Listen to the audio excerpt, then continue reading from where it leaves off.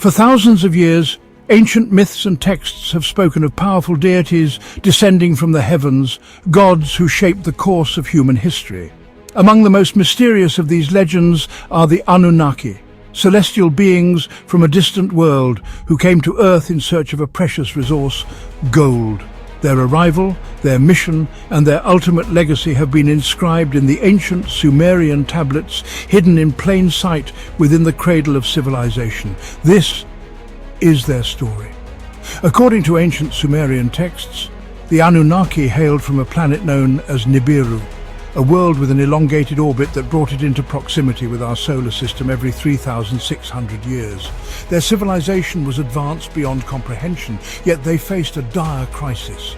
Nibiru's atmosphere was depleting, and only one element could restore it: gold. Gold, a highly conductive metal, had the ability to reflect solar radiation and preserve their planet's environment. The Anunnaki rulers, led by King Anu, decreed that a solution must be found. Scouts were sent across the cosmos in search of this rare element. Their quest led them to an unassuming blue planet teeming with life, Earth. Around 445,000 years ago, the Anunnaki touched down on Earth. They arrived with a singular purpose: to extract gold from the planet's rich deposits. Leading this expedition was Enki, the brilliant scientist, and his half-brother Enlil, a stern commander. They established their first settlement, Eridu, which would later be known as the first city of humankind.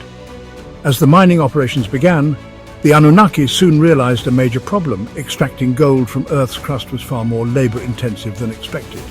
Faced with a crisis, Enki proposed a radical solution. What if they could create a new species, a labor force genetically engineered to withstand the demands of mining? With approval from the council, Enki and Ninhursag, the Anunnaki's chief geneticist, began their groundbreaking experiment. Deep within the laboratories of the Abzu, believed to be in present-day Africa, where gold was abundant, experiments were conducted on the native hominids that roamed the land. Using advanced techniques of genetic modification, the Anunnaki spliced their own DNA with that of these primitive beings. The newly created humans were placed in service, working in the mines and toiling for their celestial masters. But Enki, ever the benefactor of mankind, took a special interest in his creation. Over time, he granted them greater intelligence and autonomy, much to the dismay of Enlil, who saw humanity as mere tools to be controlled. The Anunnaki established great cities, Ur, Kish, Lagash, where they ruled as gods over their creations. They taught humanity agriculture, writing, and architecture, laying the foundation for the rise of civilization. But their reign was not without conflict.